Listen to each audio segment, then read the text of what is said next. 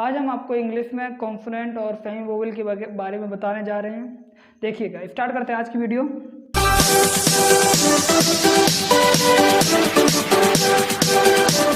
अब बात करें इंग्लिश में टोटल लेटर्स कितने होते हैं, तो टोटल लेटर्स कितने होते हैं? Total letters of English alphabet की बात करें तो होते हैं 26। इसमें क्या होता है, वोवेल भी होते हैं। वोवेल्स जो होते हैं बेटा 5 होते हैं। कितने होते हैं? 5। ए, ई, आई, ओ, यू। कॉन्सोनेंट भी होते हैं। कॉन्सोनेंट्स कितने होते हैं? 21। मतलब कि 5 इन वोवेल को छोड़ करके जो भी बकाया के लेटर बचते हैं, जो भी लेटर्स बचते हैं, उन सब कॉन्सोनेंट होते हैं। सेमी वोवेल भी होते हैं। सेमी वोवेल होते हैं 2, बाई और डब्लू। बाई और डब्लू 2 सेमी वोवेल होते हैं। अब क्वेश्चन ये होता है कि बाई और डब्लू ही क्यों? कॉन्सोनेंट तो 21 है, इन 2 कॉन्सोनेंट को ही सेमी वोवेल क्यों रखा गया है? तो एग्जाम्पल के थ्रू समझा रहे हैं, समझने की कोशिश करना। जैसे लिखिए 2 एग्जाम्पल, YARN, यार्न और वॉच,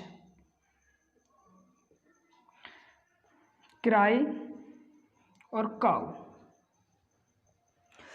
यहाँ पे जब हम यार्न, जब या का जो साउंड आ रहा है, जो बाई का जो साउंड आ रहा है वो या आ रहा है, और यहाँ पे जो डब्लू का साउंड दे रहा है वो वाह का दे रहा है, और यहाँ पे जो डब्लू साउंड दे रहा है वो ऊ का साउंड दे रहा है, और यहाँ पे जो बाई साउंड दे रहा है वो ई का साउंड दे रहा है। मतलब कभी बाई वाह का दे रहा है, कभी ई का दे रहा है, कभी इसका दे रहा है। मतलब कॉन्सेप्ट ये है कि जब बाई और डब्लू मीनिंग के स्टार्टिंग में यूज करेंगे तो ये कॉन्सोनेंट की तरह बिहेव करते हैं, और इन्हीं वर्डों को जब मीनिंग के एंड में यूज करते हैं तो ये वोवेल की तरह बिहेव करते हैं, इसलिए इन्हें सेमी वोवेल कहा गया है। आई होप 2 एग्जाम्पल समझ में आया गया होगा कि जब ये बाई और डब्लू मीनिंग के स्टार्टिंग में आते हैं तो कॉन्सोनेंट होते हैं, और जब यही बाई और डब्लू मीनिंग के एंड में आते हैं, तो किसी भी वर्ड्स के एंड में आते हैं तो वो वोवेल की तरह बिहेव करते हैं।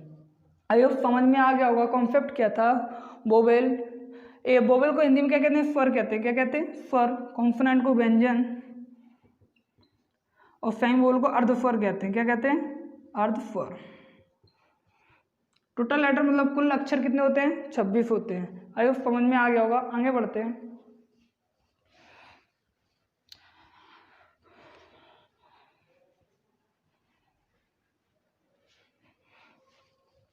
इंग्लिश में अब नाम बनाना सीखते हैं। मतलब नाम तो सबको बेसिक पता है कि कैसे बनाते हैं नाम।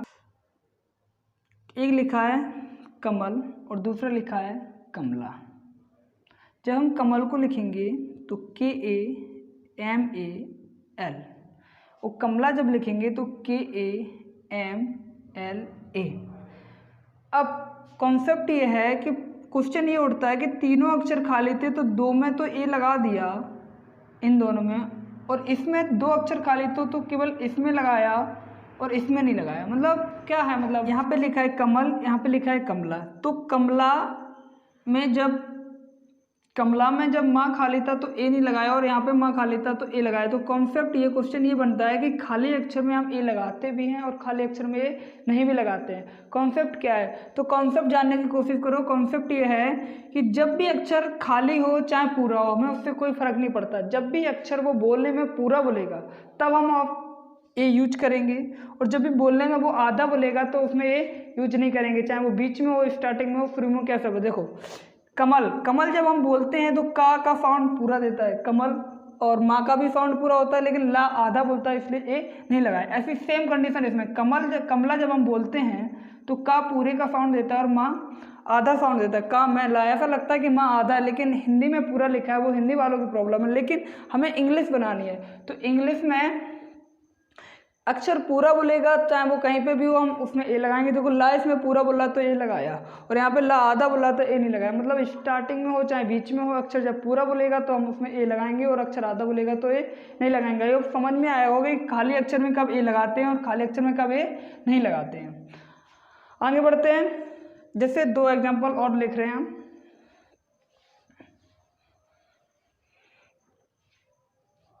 जैसे लिखा है दीपा और शिवानी।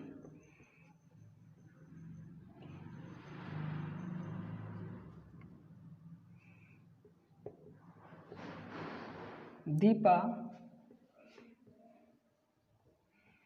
शिवानी। अब यहाँ पे हमने बड़ी के लिए हमने डबल ई का यूज किया और यहाँ पे बड़ी के लिए हमने आई का यूज किया, दोनों करेक्ट है। अब कॉन्सेप्ट क्या, कॉन्सेप्ट जानने की कोशिश करो कि बड़ी ई आज तक आपने पढ़ा होगा कि डबल ई से बनता है, लेकिन बेटा आई से भी बनता है। किससे बनता है? आई से। कहाँ बनता है ये जानने की कोशिश करो। जब भी बड़ी ई लॉन्ग साउंड दे, कैसा साउंड दे? Long sound. जैसे दीपा बोलने में ऐसा लग रहा है कि ये लॉन्ग साउंड दे रहा है, और यही बड़ी की मात्रा जब शिवानी बोलते हैं तो हमें शॉर्ट साउंड देता है। और जब भी शॉर्ट साउंड देगा तो आई, और लॉन्ग साउंड देगा तो डबल ई। यही सेम कॉन्सेप्ट होता है ऊ का, बड़ा ऊ का। बड़ा ऊ डबल ओ से भी बनता है और यू से भी बनता है। जब ये लॉन्ग साउंड देगा तो उसके लिए डबल ओ, और जब शॉर्ट साउंड देगा तो उसके लिए यू। नॉर्मली आप याद रखो कि ये बड़ी की मात्रा या बड़ाऊ की मात्रा जब भी मीनिंग के एंड में आए तो उसके लिए यू या फिर डबल आई। मतलब कि ऊ लास्ट में आए तो यू और ई लास्ट में आए तो आई का यूज करेंगे। और यहाँ पे अगर आप डबल ई का यूज कर रहे हो तो वो गलत है, और यहाँ पे अगर आप आई का यूज कर रहे हो तो वो गलत है। हमें कॉन्सेप्ट ये जानना था कि लॉन्ग साउंड देगा तो हम डबल ई या डबल ओ का यूज करेंगे, और शॉर्ट साउंड देगा तो आई का यूज करेंगे। आई होप समझ में आ रहा होगा सब कुछ। दो ही एग्जाम्पल समझ में आ जाएगा, एग्जाम्पल तो बहुत दे सकते हैं। आगे बढ़ते हैं नेम की ओर।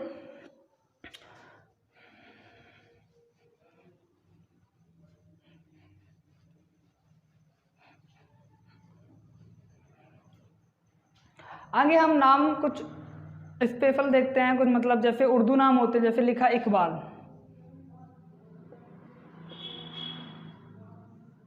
इकबाल लिखा है, इकबाल के लिए IKBAL, चूंकि ई के का आधा बोल रहा था इसलिए ए नहीं लगाया। अब ये कहो सही है कि गलत, तो ये बेटा गलत लिखा है। इकबाल ऐसा नहीं लिखते हम। इकबाल को सही जो लिखेंगे इंग्लिश इकबाल की सही जो होती है ये होती है, क्या होती है? ये। अब बोलोगे कि का के लिए तो हमने आज तक के ही पढ़ा था, अब ये क्यों कैसे बन गया, मतलब क्यों कैसे बना? यहाँ पे के गलत है, तो जानने की कोशिश करो कि का कैसे बनता है। हमको पता है कि का कैसे बनता है, लेकिन का के नीचे अगर बिंदी रख जाए तो उसके लिए हम क्यों बनाते हैं? के गलत होता है। समझ पा रहे हो? ऐसे बहुत सारे वर्ड होते हैं, हम सारे लिखा दे रहे हैं, आप लिख लेना सब लोग। जैसे कि का होता है, जिसके नीचे बिंदी रखी हो उसके लिए क्यू लगाते हैं। गा होता है, जब बिंदी रखी हो उसके लिए GH का यूज करते हैं, ए लगा दे रहे हैं। जा होता है, जिसके नीचे बिंदी रखी होती है उसके लिए जेड का यूज करते हैं। ऐसी फा होता है, जिसके नीचे बिंदी रखी होती है उसके लिए एफ का यूज करते हैं। और भी वर्ड होते हैं, जैसे ढा होता है उसके लिए DHA या फिर RH का यूज करते हैं। और ऋषि वाला जो रिर होता है उसके लिए RI का यूज करते हैं। ये सारे लेटर हैं जो आपको लिख देना चाहिए और याद भी कर लेना चाहिए। गा के लिए GH, Q, Z, F, इन सब का एग्जाम्पल देख ले रहे हैं। जैसे कि एग्जाम्पल काका इकबाल लिखा था, कयामत लिख रहे हैं, कयामत, तो QAYAMAT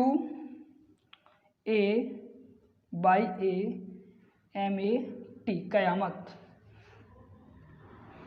गा का एग्जाम्पल गालिब,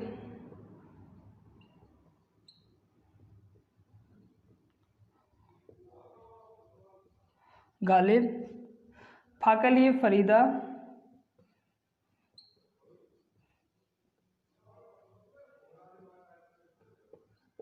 यहाँ पे अगर आप जी का यूज कर रहे हो, के का यूज कर रहे हो या PH का यूज कर रहे हो तो वो गलत होगा। गालिब हम ऐसे ही लिखते हैं, गालिब के लिए GH, कयामत में के लिए Q और फरीदा के लिए फा के लिए F का यूज करेंगे। ये आप लिख लो और अच्छे से याद कर लो। आई होप समझ में आ रहा होगा सारा कॉन्सेप्ट। और कुछ देख लेते हैं, जैसे कि एक कॉन्सेप्ट और है आपका, जैसे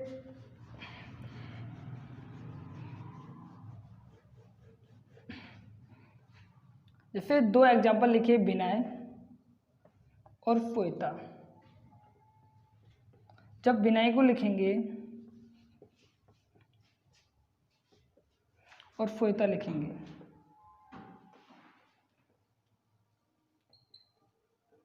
अब ध्यान देने वाली बात यह है कि वावट के लिए यहाँ पे वी का यूज किया और यहाँ पे वावट के लिए हमने W का यूज किया। यहाँ पे अगर आप वी का यूज कर रहे हो तो गलत है, और यहाँ पे आप डब्ल्यू का यूज कर रहे हो तो गलत है। अब बात ये हुई कि वह वर्ड मतलब वी से भी बनता है और डब्ल्यू से भी बनता है।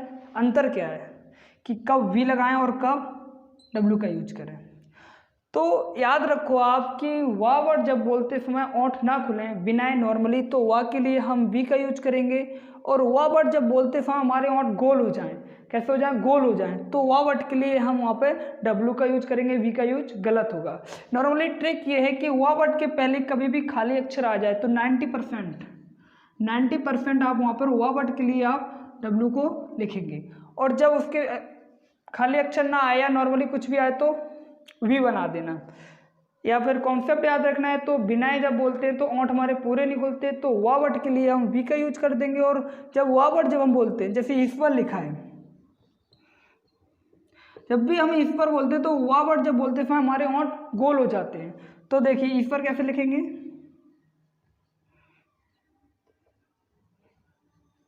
ईश्वर। आई होप समझ में आ गया होगा कि वाह वर्ड के लिए कब वी का यूज करें, कब डब्ल्यू का यूज करें। तो जहां डब्ल्यू का यूज होना है वहां पर डब्ल्यू का यूज करो, जहां वी का यूज होना है वहां पर वी का यूज करो। आई होप समझ में आ गए होंगे कि नाम को हम कैसे बनाते हैं, बेसिक सबको पता होता है। इस वीडियो से आपने कुछ ना कुछ जरूर सीखा होगा।